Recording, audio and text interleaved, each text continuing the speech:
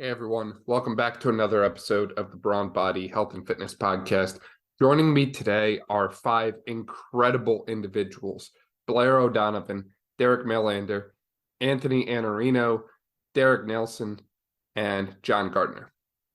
All five of these individuals have a history as either a strength coach or a physical therapist at the NBA level. These five individuals are incredibly knowledgeable and have combined decades of experience working with basketball players. I think the world of all of them, and I'm so thankful for the opportunity to sit down with all of them at the same time and learn from them today. I know you're going to love this episode, especially if you're someone who works with basketball players or you're a basketball player yourself. Enjoy.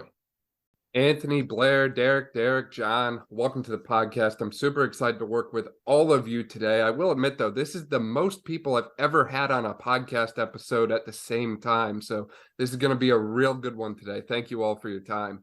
Yeah, thanks for having us. For people who might not be familiar with all of you, would you mind just kind of giving us a quick little intro to who you are and what the heck you guys do? I mean, to me, you guys are a very household name, but there might be someone out there who hasn't heard of a name like Jonathon Gardner before. So, Derrick, would you start and just kind of give us a little rundown on who you are? For sure. My name is Derrick Nillissen. I'm a physical therapist with the Phoenix Suns.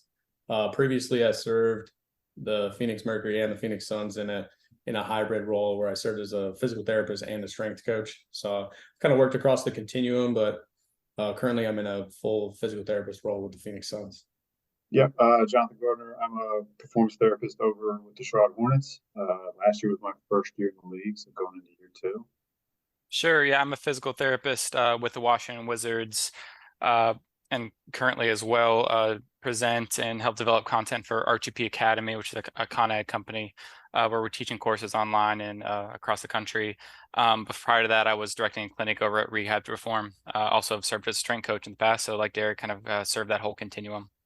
Yeah, I'm Blair O'Donovan. I'm the founder and co-owner of Healthy Baller. We have 3 locations around the DMV: Rockville, Alexandria, Virginia, and Fairfax, Virginia. Been a performance coach for 20 plus years. I've been really lucky to have experience in 3 different sectors: with the NFL, with the Baltimore Ravens, the Capitals, with the NHL, and then most recently head strength coach of the Wizards from 18-19 and 19-20 seasons, and now just working primarily Healthy Baller again. Yeah, that's incredible. And I love what I hear about you guys over there at Healthy Baller. And I love the name, by the way, too. Kind of fits with that whole basketball theme. Yeah, first of all, I gotta just say, Blair, is great to see you, man. That beard looks great, and that chair you're sitting in. Send me the link. I want a chair like that. I got you. Good to see you, Derrick. Yeah, great to see you, brother. Derrick Millender, just finished my 13th season here with the Cleveland Cavaliers. 10 years as head strength conditioning coach. Before that, I spent a few years at a local university here, Cleveland State University, running their strength conditioning program for the 17 sports. And then before that, I did a couple of years in the minor leagues in Major League Baseball for the Cleveland Indians. Yeah, you guys have combined decades of experience, and you are all some of the most knowledgeable and most humble individuals I've ever met, especially when it comes to a sport like basketball. And with all 5 of you here today, I really want to dive into basketball in detail, because I feel like there's a lot that some of us as providers, myself included, don't know about the sport. And I feel like we could do a lot better when we work with basketball athletes, whether that's in a strength and conditioning element or in a physical therapy and rehabilitation environment. And it comes from conversations like this where we can all improve and get better, and also teach the next generation of basketball players what their rehab experience or what their strength and conditioning experience should look like. So first, for the 5 of you there, you're no stranger to managing the schedule and the demands of the NBA, the 80-game season, 82-game season that spans most of the year, the travel, all of that sort of thing. How do you guys go about balancing the demands of strength and conditioning and physical therapy and rehab throughout the season, throughout the travel and all that, when you've got a whole team of individuals and so many different factors to consider? Blair, do you have anything that you want to throw out there to start us off? Well, yeah, I mean, obviously, I'm a few years removed, but I mean, even if I was back in now, it'd probably remain pretty similar. And I'm sure a lot of these guys doing similar stuff of, trying to condense the stress. That's been the topic of discussion the last several years of keeping the high days high, the low days low. So post game lifting is obviously a pretty good opportunity if you can get the team to buy in, the coaches to buy in. My first year, I really pushed on that, and it was a little bit slow moving at first, but I think that's one of the first big rocks, I'd really hit. And obviously, you're going to have a pretty wide rotation of guys in terms of how many minutes guys are getting and what their role is and their developmental process. And so, I think it's just critical. You get to know everybody, you get to know the coach's goals for the players, and sort of mesh up with what the weekly schedule allows, looking ahead a week or two, looking at the travel schedule and picking the spots where you can provide some stimulus, whether that be a shortened session, a lengthened session, pre or post practice. You really got to dig deep and pick your spots. But post game lift is really where I tried to, push guys, as we progressed along in the time that I was there. Yeah, to Blair's, point again, I think it's fun when it's fun when you win and you had the post game lifts. It's really and that obviously impacts the effort, in the focus when you have that. And I would just add to also just continue to make it as individualized as you can for the player. So, and I'll give an example of a player that we have, and he's a young guy still developing, and I really tried to sell him on the benefits of the post game lifts, and he fought it. So I said, okay, well let's I'm gonna just kind of bring in some of the vets and have them, talk to you about it as well too. They talk to him, he still was just like, I'm not really sold on it yet. So he finally, came in for a post game lift, and everybody was like, yo, dapping him up, and we turned the music up a little bit louder. We played a song for him that he likes. We really got the environment going. And then the next day, I was like, all right, so what'd you think? He's like, I don't really like it. I'm like, oh my God, what do you mean? So, but he came around, this year, and he was like, I want to get my lift in after I shoot on the court, so we'll always get to the arena really early on game days. And he's a young guy, so he has to be on that, we call it, the early bus, which is before, some of the guys are playing the big minutes play. And his whole thing was, I want to come in, I want to do my court work, and immediately after my court session, I want to get my lift in right then. And that became his routine, this year. We started that, and, it took us some time to get there, but he started that in December, and he kept that through the whole year. And I mean, literally a complete 180. He went from a guy that, the thought of lifting on a game day, he gave me a look like, I can't believe you had the audacity to ask me something like that. He went from that to like, it was a part of his pregame routine where he wanted to feel that muscle tension going into the game. He wanted to get that little bit of sweat. He wanted to get that little bit of pump, going into the game, and it works for him. So again, I'm just adding to that. We'll just say continue to meet guys where they're at, and not everybody's going to fit, in the same program. So just keep an open mind with that. Yeah, I'll say, reflecting what Derrick said so eloquently, it's N equals 1 in this setting. So I think understanding, we have a similar archetype of player, with being elite basketball players, but the demands and the needs and the way that these individuals are going to adapt to the stress is going to be different. So like I said, meeting where they're at, understanding the long-term lens of the individual to be able to intervene where it's going to be most useful, and also meeting their understanding and what they want to be able to provide the best product. So, and then as far as where I'm serving, it depends on kind of, I'm more on the medical side for our staff. But certainly in a long-term rehab, we may be stepping more into that strength side and be able to serve that side of the continuum. So with our staff, we're consistently integrating, we're consistently trying to make our processes cohesive. So I think even if things are more medical, understanding the strength side and the strength side, understanding the medical side just helps us to deliver the best product across that continuum for the individuals. Well, I'll add, obviously the N equals 1 principle definitely applies, but I'll add that to work reverse engineer from the sport, if you will, And I think it's important. These guys got things pulling them in all different directions. So anytime you can replace what we have from a stimulus standpoint planned for an athlete by demands that they can get within an individual session with their player development coach, that's a very easy thing to do throughout the year. And it helps keep the main thing, and keeps them engaged along the way, rather than it just being completely in a controlled either rehab or S&C environment. Gives them opportunity to, work within the game itself. And then it also strengthens that collaboration with the coaching staff from medical or from performance.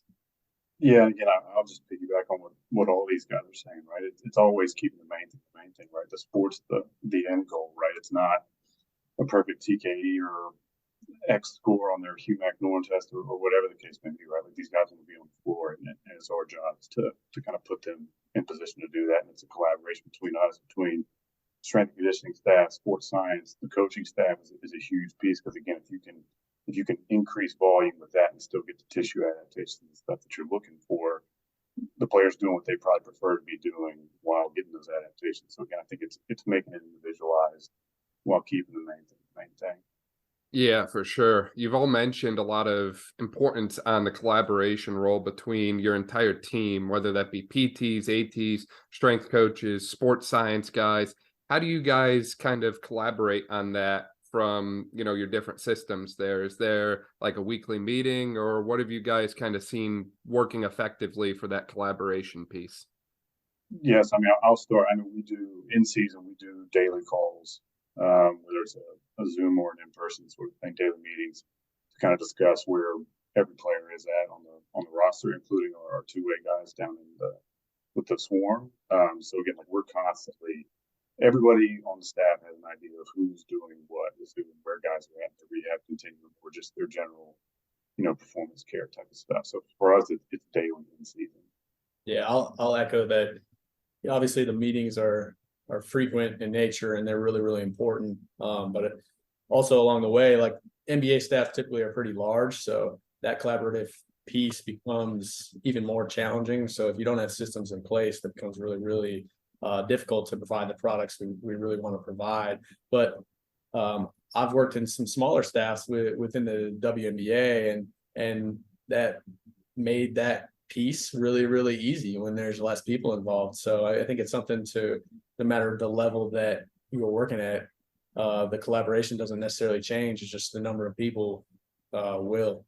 Yeah, to add that, I think it's like Derrick said, it's so important to have these communication systems, because in the middle of an 82 game season, you're hungry, you're tired, everything's going on, and we have to default to the level of what is that structure of that daily meeting, what is our reporting, how do we communicate in these things, because that's how things get missed if we're not organized in that manner. But I will say there's a lot of value from the unstructured things. We spend a lot of time together, so a lot of time just kind of sitting in the visiting team waiting room chatting before games, or sitting in the locker room during a game just kind of bantering and talking through things where a lot of good ideas come, or a lot of those understanding pieces of understanding the other person's philosophy, understanding where they're coming from, trying to gain a better understanding of your teammate, to better collaborate. So I think the structured and unstructured are both very important elements. Gotcha. Yeah. Blair, how do you go about taking all of that and then applying it into the private sector? How do you guys go about collaborating with high school or college basketball coaches, strength coaches, that sort of thing? Yeah, well, I'll speak more specifically to we have a therapy department within our business. It's a separate business, but peripherally we operate as if we're one, big family and stuff. So it's critical that we're selling our services, like the return to play process that our therapy team has taken is a smooth transition to the performance side, and it is. But it like these guys are saying, it requires a strong communication line, a regular discussion of what's going on, an outline, a template, somewhat to stick to, just a plan of action in general. So we stay in tight contact with our therapists at each of the locations, and make sure that we understand what's acceptable, appropriate, next steps for the kid coming off of whatever specific injury they have. So it's no different than these guys are doing. We have to be in constant communication in the private sector there. Yeah, definitely. And as we've mentioned throughout this is having everyone on the same page, because there's so many different individuals and so many different factors involved in the success of the athlete here. Having everyone discussing and collaborating is ultimately going to lead to the best outcome for them. And ultimately, as you all mentioned earlier, the outcome in mind is return to basketball, not a really good outcome measure score, not like a really cool like return to sport test. It's to get them back on the court. So with that in mind, how do you all collaborate and work together to get an athlete back to the court if they've been out for a while? How do the PTs collaborate with the strength coaches and so on in your organizations? Yeah, I'll start here. So like you said, it really comes down to reverse engineering the terminal task of basketball. So, and you mentioned kind of return to play measures, things of that nature. So I think it's important for us to have some of these, key performance indicators in place to kind of be proxies for the sport. Because again, it's sometimes in the dynamic nature of basketball, it's hard to measure certain qualities. It's hard to measure what someone's going to be able to do. And at times it's not necessarily safe to put them in that environment to see if it's going to be suitable. So these different measures, whether it be force plate metrics or range of motion metrics or stability metrics, these things are all kind of proxies to let us know what constraints there are in the system and kind of the status of where they are on that journey from table back to court. So these are, I guess, checkpoints along our process that allow us to kind of know how someone's progressing. And it's also guides to let us know how, whether it be a stimulus the medical providers applying or the stimulus that the strength conditioning coach is applying, if that's moving the needle in the direction we need to be going. And those can kind of be our center points to say, does something need to be calibrated? Do we need to be increasing stress, decreasing stress, changing a stimulus in a certain way? So as a staff, we can kind of rally around these certain metrics and rally around these certain, objective and subjective, qualitative and quantitative metrics that we can agree upon and allow us to know, kind of be our North Star. Are we heading in the right direction towards the terminal task of basketball? Yeah, I mean, I'll piggyback on. I mean, that's it's much more eloquently than I could put it. But again, I think going back to like the communication piece that Anthony talked about earlier, like making sure that you have a system in place. Again, everybody's going to have different values and stuff that they're looking for, but just making sure that you have that system in place and that it's communicated pretty well across, the performance staff, but also with the player, and making sure that they've got, a seat at the table as you're discussing this kind of stuff and not leaving them out in the cold. Because at the end of the day, I mean, they may not have the same medical knowledge and book knowledge that we've got for, anatomy, strength conditioning principles and all that sort of stuff, but they have a really good feel for their body, right? It's probably why they're at where they are. So again, it's making sure that you're taking into account like their experience with the rehab process and the return to play process, and again, a lot of that stuff can be going off field for them. Again, like you may run into some malingering every now and then, but that's just kind of the nature of the sport these days. But I mean, for the most part, these guys know when they're ready, whether that force plate's 100% normal or not, based on given effort and that sort of stuff. So I mean, I think it's all those nice things that Anthony said, and just making sure the players kind of got a seat at the table and got some input on what's going on. I think like if you just back up a little bit, everything's really operating on this continuum from acute injury to return to the key task, which is basketball. And as long as we have kind of roles and responsibilities along the way, we have our acute injury managers, whether that's physicians, ATCs, our PTs, sometimes massage therapists. We have dietitians that get involved really early, and that transitions across this continuum where maybe they get to a point where they return to training, and it's heavy collaboration between whoever your key rehab professional is and your performance staff. And then that later phase where they're getting to the coaching staff and the developmental coaches within your group. And I think it's really important to have like these key roles and responsibilities defined and delineated across this continuum, and making sure that everybody on that continuum is operating in a selfless manner. Whether it's any sport or whether it's any level, I think we really all operate across that continuum. Doubling down with, Anthony and Jonathon talked about here.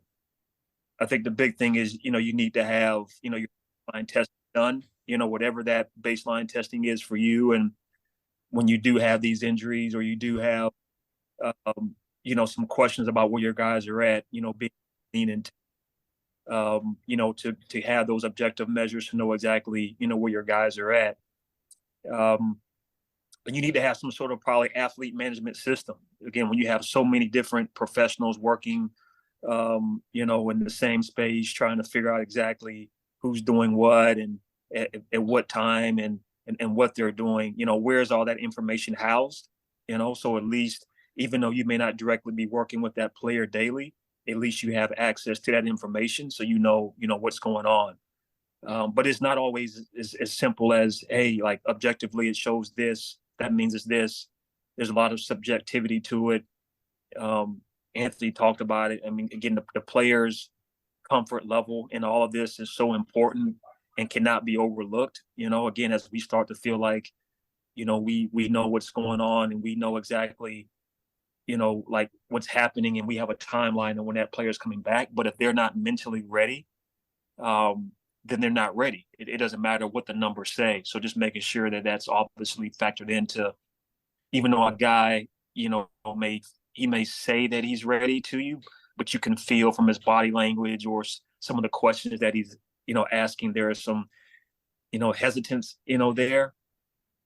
And maybe we push this thing back a couple more days. Let's get a couple more practices, make sure that maybe they're like pulling on us now, say, hey, I'm ready to go. Okay, well now, okay, he's ready.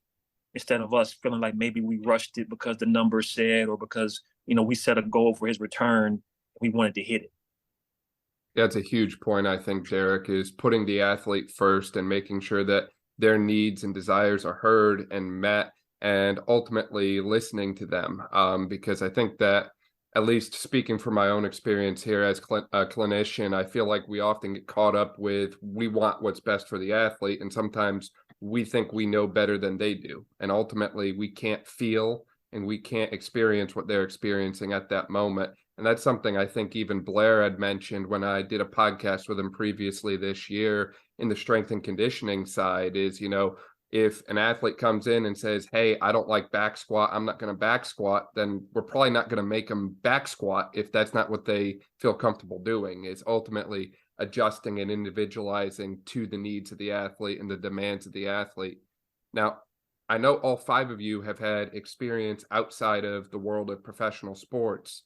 Has there been anything that surprised you when you got into the professional basketball world? Anything that caught you off guard compared to maybe where you were previously in the private sector or where you are currently in the private sector?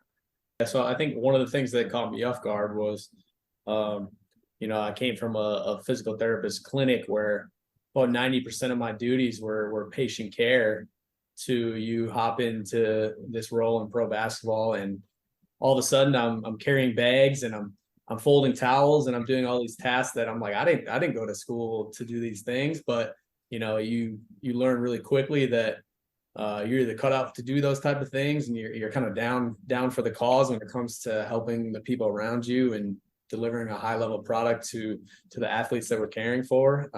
So I think that was the biggest adjustment for me, was learning that, maybe I came from a place where I was primarily patient care to now we only have, 12 to 16 athletes in the NBA, 17 athletes, and you're splitting that amongst providers.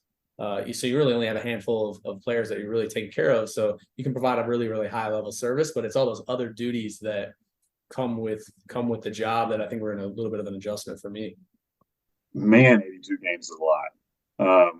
That's probably the biggest thing that stuck out to me in year one. Again, you hit that all-star break, and depending on where you're at in the standings and stuff like that, you're ready to see the finish line a little bit, and you can feel it from the player side as well, just in terms of like how much stress that travel and just the time is. Other than that, like Derrick said, I think you come into it thinking you're going to do a bunch of patient care and stuff like that. It's all the little things and making sure that your performance team is operating as best it can for that day. It may be me wiping sweat off the floor during pickup games and stuff like that. So I think it's, again, just piggybacking on what Derrick said, it's being able to fill different roles to make sure things operate smoothly.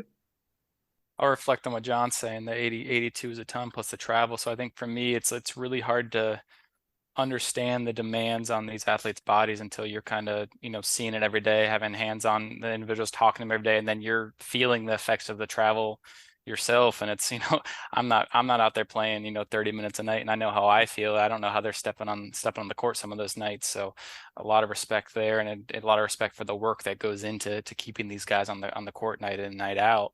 Outside of that, I would say I think communication is vital for, strength and conditioning coaches, healthcare providers, but the dynamic nature of this world and the pressure and expectations, it makes it so much more important just to stay on top of communication, be very clear, transparent, and to constantly be having clear conversations with all stakeholders involved in these things, to make sure that we're making best decisions, make sure we're meeting clear expectations, and doing the best by everybody involved. So I think this job has forced me to be a much better communicator and a much better leader in that sense, because if we're going to be, doing best for all parties in a dynamic setting, it's got to be something that's clearly understood and discussed in live time.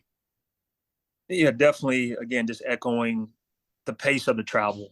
Again, it's a monster, for these guys. And again, you may land, 2 or 3 o'clock in the morning, and then you have a game that following, day, and just being able to, again, we're all kind of dialed into our bodies now, and we're probably, tracking our sleep or heart rates, and just seeing how, I'm impacted by it again, and just knowing, okay, now this guy has to go out and play, and like, what can I do to help him? What can we do to give them best opportunity to succeed? So again, I don't until you go through it yourself, I don't think you really understand, what that's like, being able to do that. And then, I would say, secondly, being able to evolve year after year after year, with these guys, as, we get older and they get younger, just being able to find a way, to, connect with them, and be able to sympathize with them, where they're at in their careers. And then I would say thirdly, it's the business of basketball, because sometimes, like, wow, I don't understand why this person isn't playing. They're doing all the things that, is being asked of them, they're healthy. But because of certain things that are out of their control, they're not playing. And then for us, when they're not playing, more of their time is spent with the strength coaches, so we're responsible for their development. And sometimes, I don't have answers as to why they're not playing, but all I know is we got to continue to work. So when your number is called, you're ready to go. And that helps, we both look bad, if you're not. So those are some of the things that, again, didn't really factor in, didn't know until I got into it. Yeah, I couldn't believe how much food there was available. It was unreal.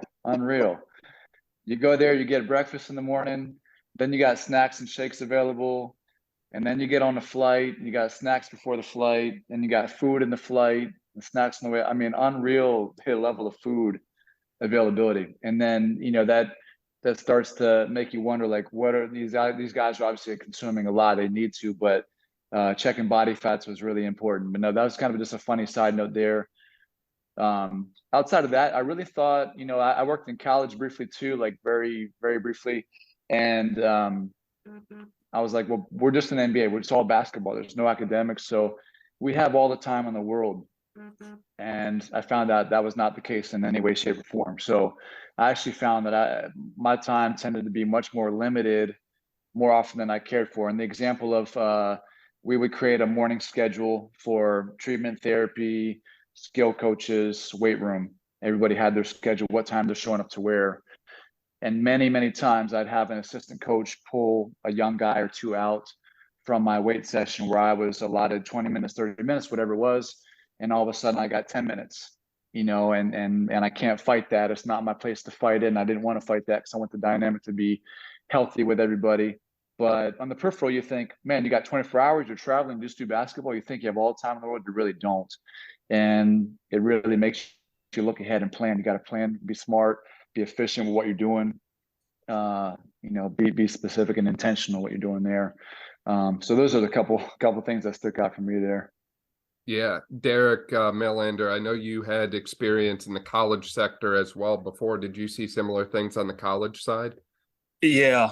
My experience in college was different. I was at a mid-major school, and they really needed the strength and conditioning coach, to have a strong presence and to be a leader, because we had, at that time, there wasn't a cap on hours was to how much time you could work with them in the summer. So our goal during that time was to make sure all of our players were there for at least one, we preferred twice of the off season, for summer school.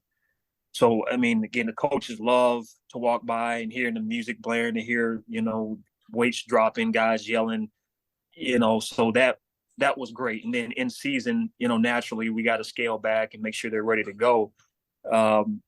So that part was great in college, in the NBA, again, and Blair, talked about this. Again, you have to work as a team, even though we have a goal and we know, what our part of that is and what we want to do. We still have to factor in, what the player development coach on the basketball court wants to do.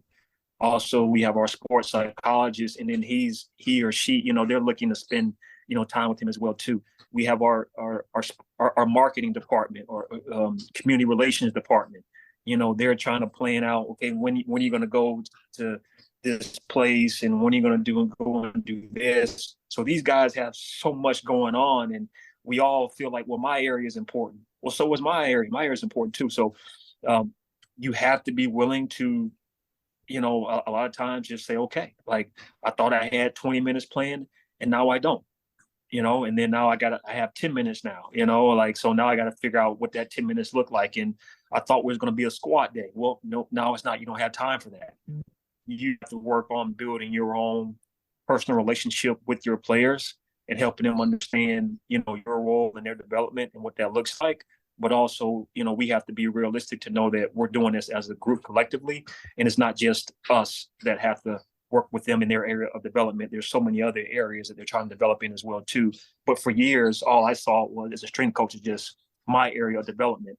But it's not just about our area of development. It's also the basketball, the community side of it as well too. Yeah, completely agree there, Derrick. It's something bigger, something the basketball community. It's about having a larger impact there. And I've noticed a lot of trends in other sports lately on the youth side. We've talked about it at length recently on the podcast with baseball and different things like pitch counts and that sort of thing. From your angles as professional PT, strength coaches, that sort of thing. I mean, you've kind of hit the pinnacle here. You're at the NBA level. There's not really anyone above you guys. What kind of things have you seen trend-wise amongst youth or high school basketball players? Anything that's concerned you, or anything that you really like that they're doing, or anything that you just don't like that you're seeing as like a trend or common theme now in the next generation?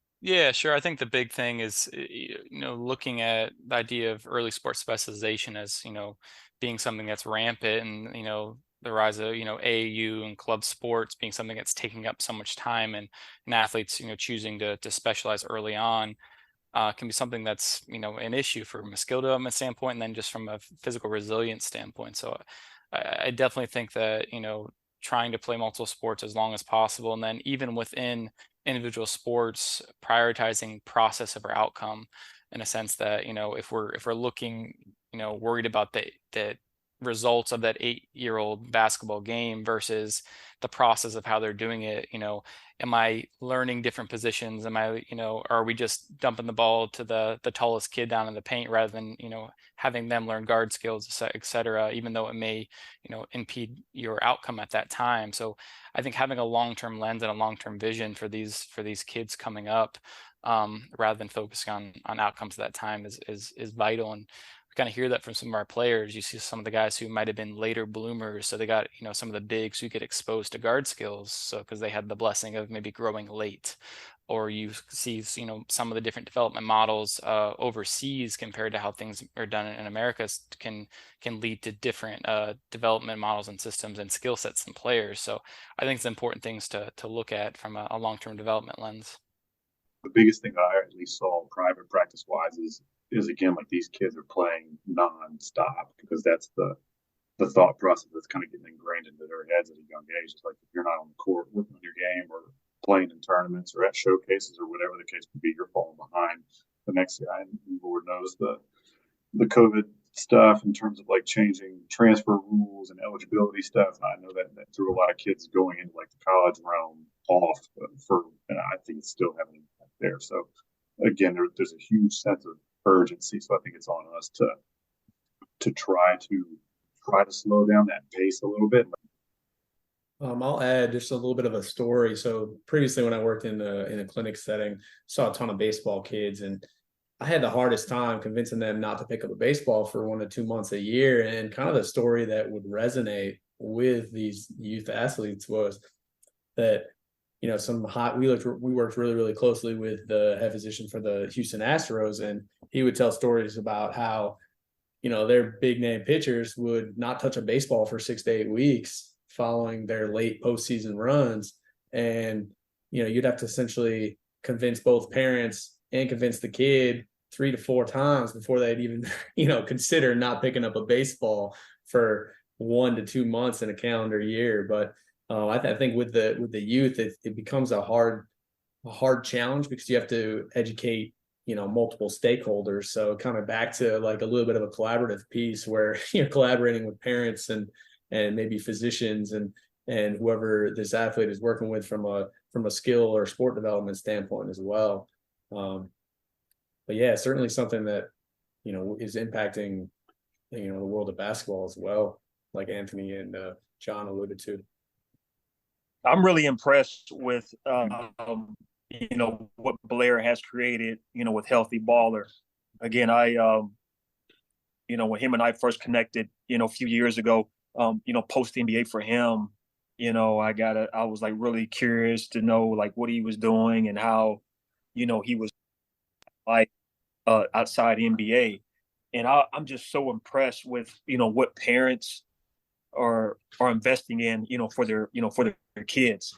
So I'm just excited for, you know, the future of these athletes that are investing, you know, in movement, you know, investing in learning about, you know, what's happening, you know, overcompensation patterns and how that could potentially, you know, derail or put you in a tough situation. So again, for me, it's just now you have high level professionals, strength, you know, NBA strength coaches that are in the private sector, you know, exposing our youth, you know, to the same tech, you know, that we have at the NBA level. So imagine again what can happen with this kid that starts at a young age, just getting that type of tutelage and guidance, you know, what kind of athlete he or she can become. You know, you mentioned one thing there, Derrick, about how the facility Blair created with Healthy Baller is bringing the tech and knowledge from the NBA to the next level and next generation. Blair, when you guys opened up, what kind of things were high priority on your list? What kind of things did you say, you know what, we had this in the NBA, I need the high school athletes to have access to this, or I need the middle school athletes to have access to this? What kind of things did you prioritize? I got really lucky, man, because my main therapist, Dr. Teddy Wilsey, he's a monster on social media, so he got a lot of deals and discounts on tech and equipment. So when I got back, we had a set of Hawk and Dynamics force plates, and so going into the NBA, I had zero tech experience, so that scared the crap out of me. But in private, you know, we're not going to buy this stuff. It's so expensive. It's not accessible, really.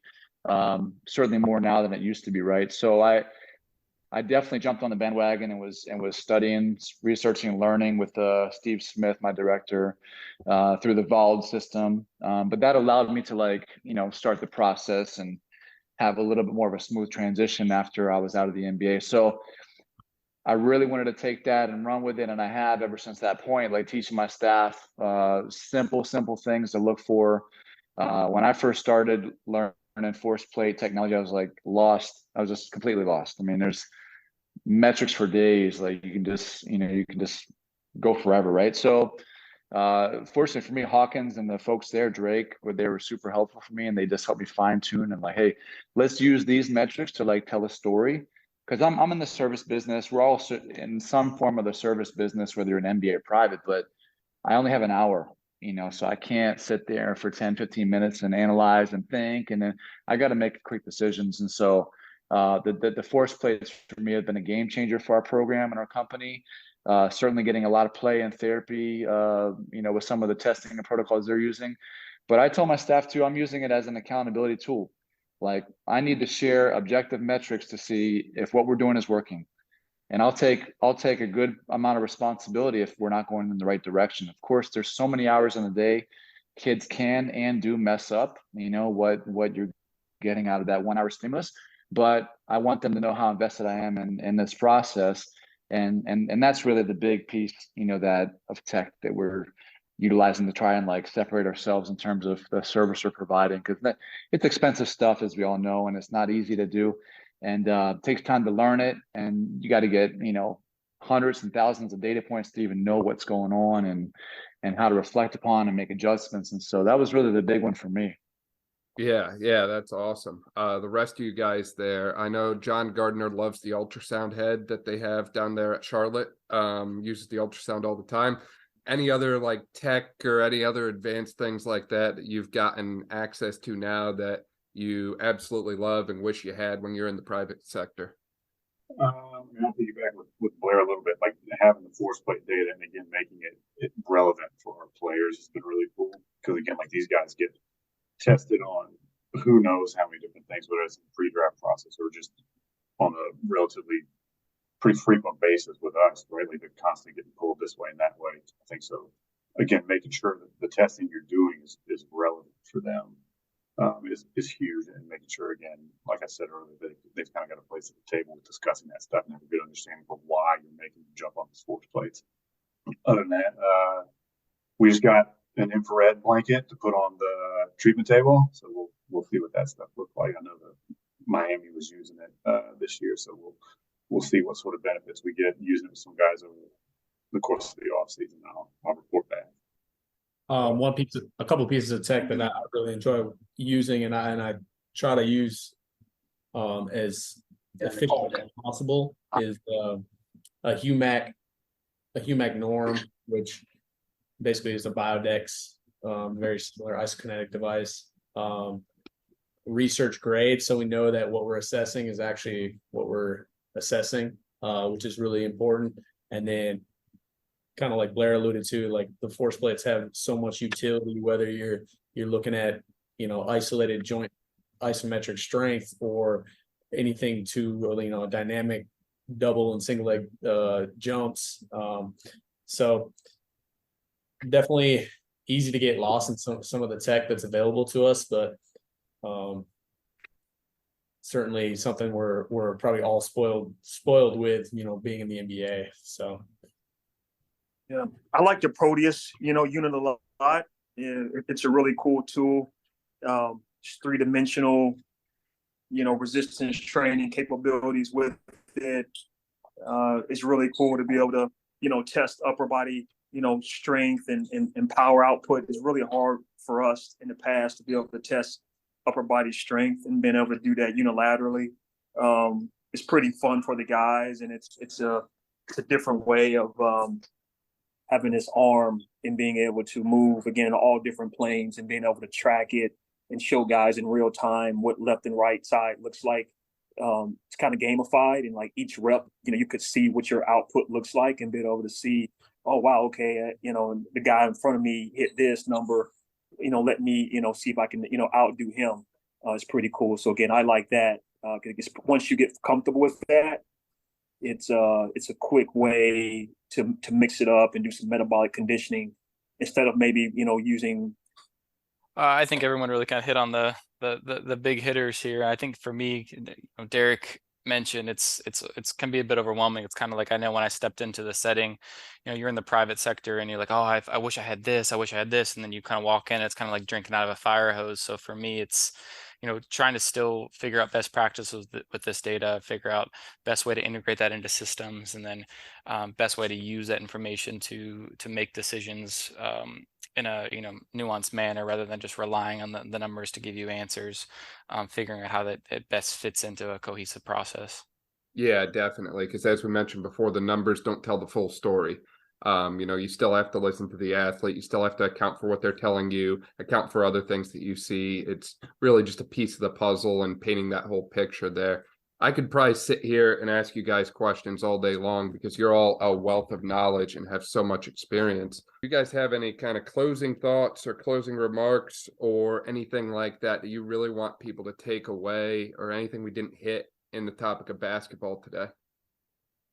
I mean, I think biggest takeaway that everybody kind of hit on in one way or another is the communication piece. And again, I think that doesn't matter what setting you're in, right? No matter how many stakeholders there are, or how many millions of dollars are being thrown around in your industry. I think it's important to have effective communication and methods and manners that your patient or your athlete can absorb and run with. So again, I think that's always one of my bigger takeaways, especially in this realm of performance.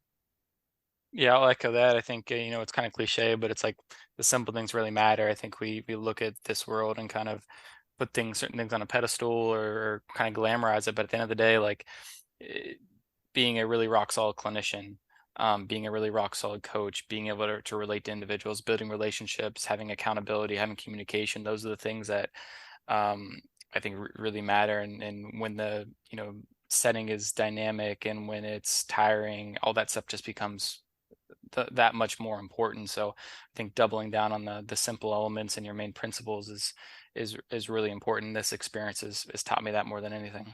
Yeah, I'll jump in and just jump on out as well. Like, having my short time in the NBA and seeing what I thought some of these younger guys lacked coming in, whether they were a one and done or 2 or 3 or whatever, it just made me even more strongly emphasize for my young kids, like getting the simple things done really, really well, having a strong understanding of like, how can I get better sleep? Whether it's not going to be good all the time, understanding basics in nutrition. I'm not a nutritionist, but I've got enough of a background to stay very general and not cross that line of trying to meal plan for kids, but helping them in that department, because all these are all percentage points in the right direction. And I really do believe like injuries are the body's natural way of saying stop.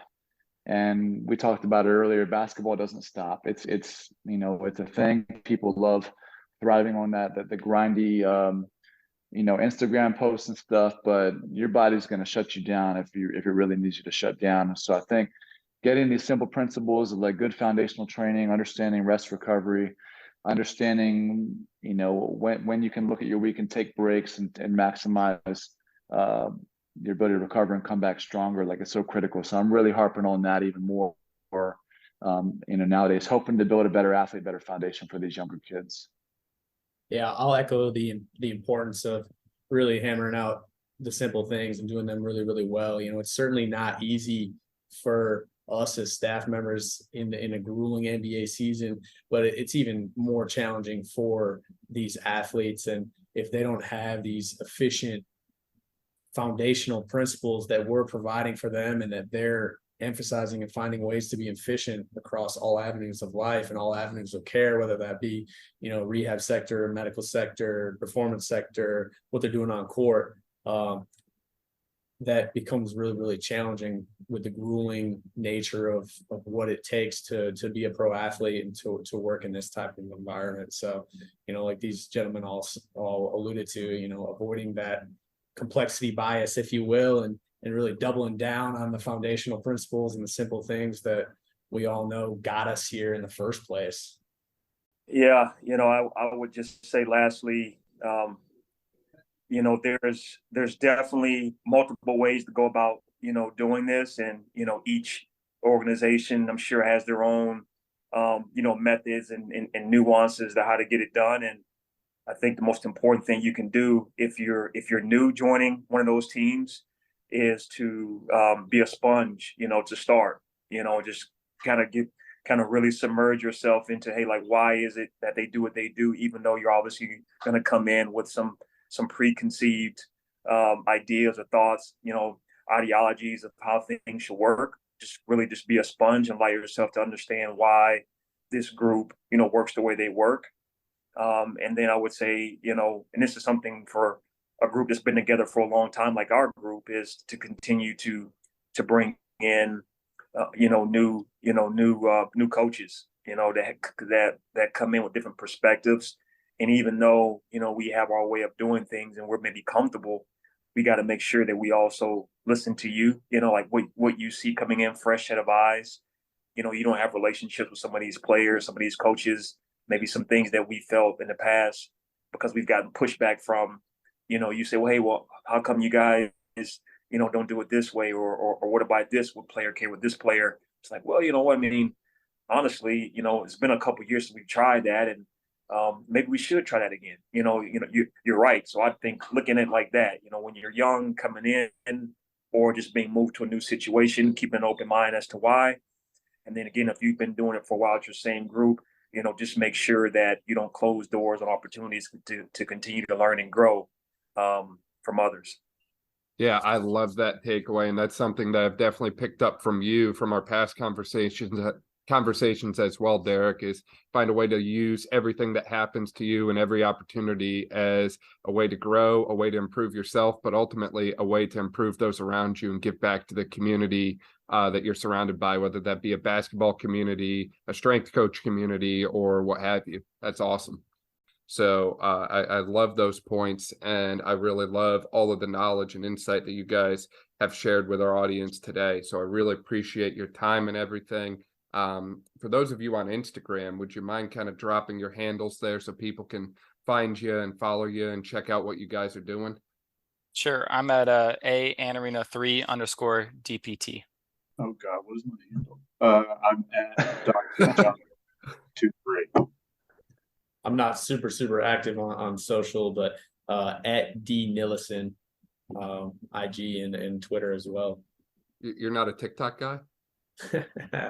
I have not succumbed to TikTok yet. And I'm healthy baller _OG, and hoping to get back in the mix, but it's social media is a different animal for me, so I'm trying. You're still the MySpace generation, right? Pretty much, yeah. Dude, I remember it like it was yesterday. I really do. I hate to say that.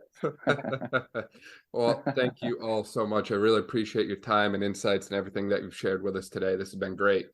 Thank you so much for listening to this episode of the Brawn Body Health and Fitness Podcast. If you liked this episode, please make sure to share it with a friend, subscribe so you don't miss any of our upcoming episodes, and leave a review. This way we can spread knowledge and motivation and help reach more people.